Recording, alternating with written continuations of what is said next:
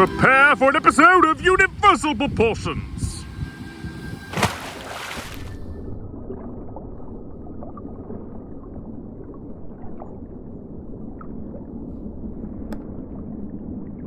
Hello, and welcome to Aquamagineering, where I, Tendo the Seal, discuss my thoughts and ideas for potential future attractions and changes to the parks. Unlike Disney for the most part, Universal has a habit of licensing other studios' properties for its parks, to the point where one of them, Islands of Adventure, only has one land that's a Universal-owned property. And even that one they have to share due to the film in question being a novel adaptation. But does Universal really need to do that so much? The thing is, Universal is one of the oldest studios in the history of film. They have plenty of franchises and films that they at least partially have some level of ownership of, that they're just sitting on, doing nothing with. And that is what we're focused on today. Throwing out suggestions for the stories Universal is ignoring that make for damn good attractions. Here's the ground rules. It has to be something Universal had some level of a hand in. So even if they were just the distributor, or they were adapting a previously existing work to film medium, it counts. So be prepared for some surprises here.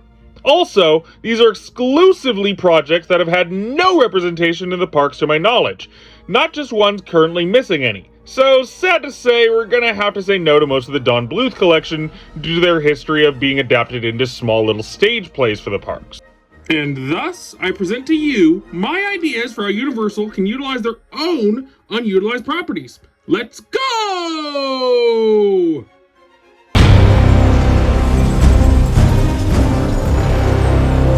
Okay, let me just ask Universal, why the heck did you build Transformers when this genius is in your hands?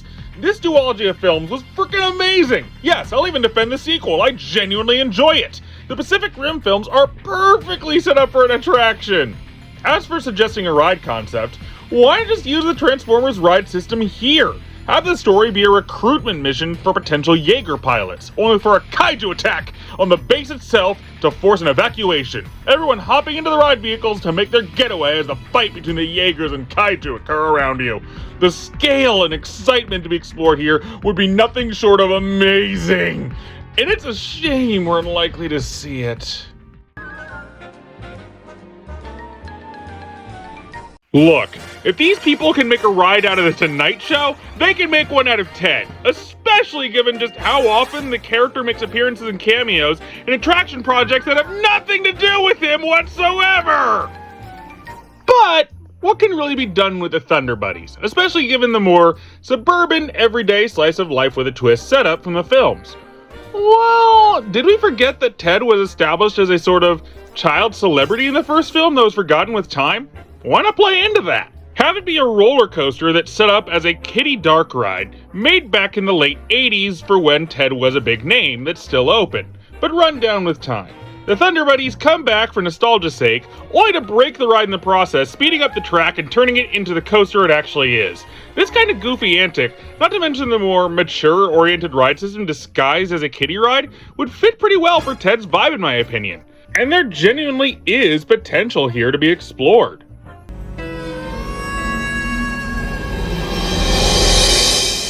Yeah, I've stated before that I'm not a Tremors fan, but I won't deny there's some major potential for an attraction based on facing off with the Graboid menace. The only question is, what kind of attraction works best to do so? Well, for the first time ever, I'm not suggesting they get their own attraction, but an attraction. Have the tram drive onto a western town set reminiscent of the first film, only for the tram to stall due to the sand being loose, trapping it in. Suddenly, the tram jerks and is pulled back, the squealing sounds of the graboids sounding out as they try to pull the tram below the sands, to no avail. Suddenly, animatronic graboids rise up from the sands right next to the tram, menacing the guests, squealing in delight at their next kill, only for the tram to finally reach solid ground and drive off to escape. This would be followed up with a short bit of narration from the tour guide about the importance of animatronics and not just the theme park, but on the screen, showing their multifaceted usage and just how wonderful a tool they can be even today. Come on, Universal! Just let the land sharks in already! You know it'd make for a damn fun time!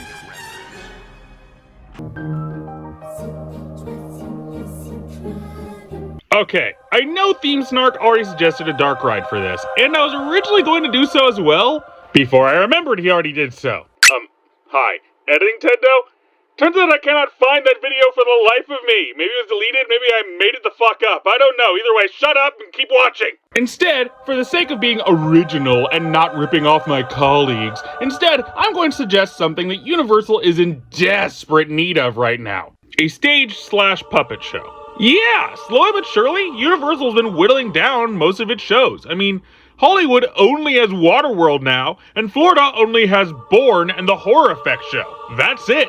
So a large stage production of Coraline, implementing large animatronics and puppets for elements like the other mother's final appearance of the cat? Damn, I pay good money to see that. Seriously, Universal, what do you have against stages, huh? Why are you killing all of them? Let the stage have its due. Justice for the stage!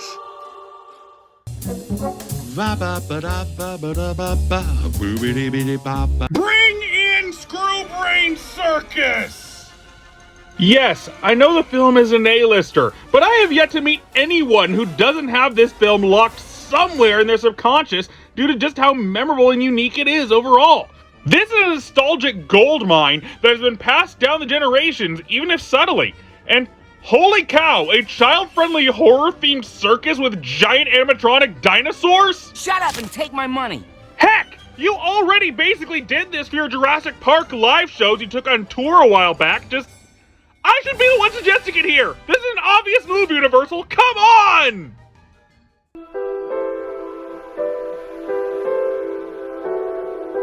And here's my obscure yet personal pick of the video. This was a 2011 romantic thriller about a secret society of what are basically angels trying to keep fate on track to enforce the Lord's plan, despite the heroes wanting to forge their own path against it for the sake of their romance. And frick yeah, that sounds like a decent setup for an attraction. Especially when you add on the Monsters, Inc. style door system from the movie into things. Look, if Disney's not going to take advantage of the setup, then Universal has every right to. An Escape the Bureau indoor roller coaster where riders go through multiple doors during their ride, each one leading to a completely different setting and environment, giving riders a real head rush as they go from place to place, almost teleporting around everywhere through different doorways every few seconds. While this would definitely be an expensive endeavor, the theming and attention it would grab would make this more than worth it. The world would be missing out without a ride like this somewhere out there. Anyway, to end things off, I'd like to bring in a very special guest. Ladies, gentlemen, and everyone in between and outside the spectrum entirely, I give you the Girly Wolf Pup! Hello, Internet, and welcome to Theme Theory! Hi, I'm Wing Wolf, aka the Girly Wolf Pup, and I'm here to discuss my concept for spicing up Universal Studios with one of their unused IPs. And thankfully, the one I chose also happens to be an eternal media obsession of mine, Scott Pilgrim. Yup. I just knew that when I noticed that the live-action film fit the criteria, I just had to call you in for this one. Especially given just how much of a help you've already been for the show. You mean like the thumbnail art I've done for you? Yeah, pretty good stuff, huh? Heck yes. Wing here has been the most Reliable and prolific thumbnail artists. Doing this, and even this magnum opus is thumbnail. Can't forget about this one, Tendo. Ah! Not her! Put that back! Well, alright then. So anyway, first things first, the waiting queue would be based on the rocket. You know, that club, bar, place Sex Bomb performed at before Matthew appeared to fight Scott. It makes sense to me for this to be the waiting queue because it's a very casual setting, and my memory of Universal from the single time I visited is anything to go off of. Then usually their waiting queues are based on some location from the source material. The ride itself, however, would take advantage of one of Scott Pilgrim's more reoccurring aspects, the subspace highway.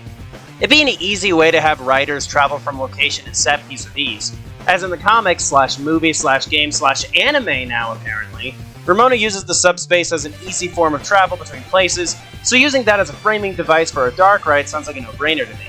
Each location would be the various locations Scott fought injects in the movie.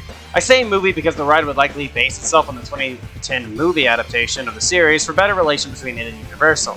I'd personally love to see recreations of a place like the film set where the fight with Lucas happened, or even the ride ending at the Chaos Theater among other locations, with Subspace Highway being the in-betweens, which would add a lot of creative visuals to the ride while remaining accurate to the material.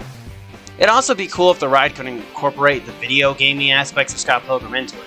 Stuff like sound effects and projected graphics and such. I'm not entirely sure how they could pull it off, but I feel like that stuff is a part of Scott Pilgrim's visual identity, so it's practically mandatory to feature in the ride based on the property. It'd be even cooler if the ride could use the music by Aquamagineering during it, since the band has basically composed a good half of this franchise. The two are practically connected. Scott Pilgrim as an IP has become incredibly iconic over the past decade, and I feel like that popularity mixed with the series' creative world could be used to craft easily one of the best rides in the park if they were to actually exist. Frankly, I'm shocked that Scott Pilgrim stuff isn't already at Universal. You'd think with such a strong IP popular with teens and 20-somethings, they'd jump at this sooner. Especially because some of the IPs that are representing Universal are slowly losing their appeal with most audiences. Bringing in new blood, well, over a decade-old new blood, but time is relative, and my point stands. I think the fact I was able to so easily conceptualize an idea for how a Scott Pilgrim dark ride could be built and paced is proof enough that the series lends itself easily to theme park attraction. I don't know, maybe some Universal executive will watch this video and rip off my idea. Just remember to spell Danica with a K when you credit me and we'll be even. Sounds like fun. Universal really could use more innovative, fun dark rides like that these days. Anyway, thank you for coming on the show, Wing. No problem, Tendo. Happy to help out. Anyway, I relinquish all these ride concepts to Universal Studios if they decide to build them. And I would love to hear your thoughts on these ideas in the comments. Maybe even add a few of your own ideas for rides based on things Universal owns, but they're doing nothing with. Anyway, that's Aquamagineering, and I'll see you back on the surface.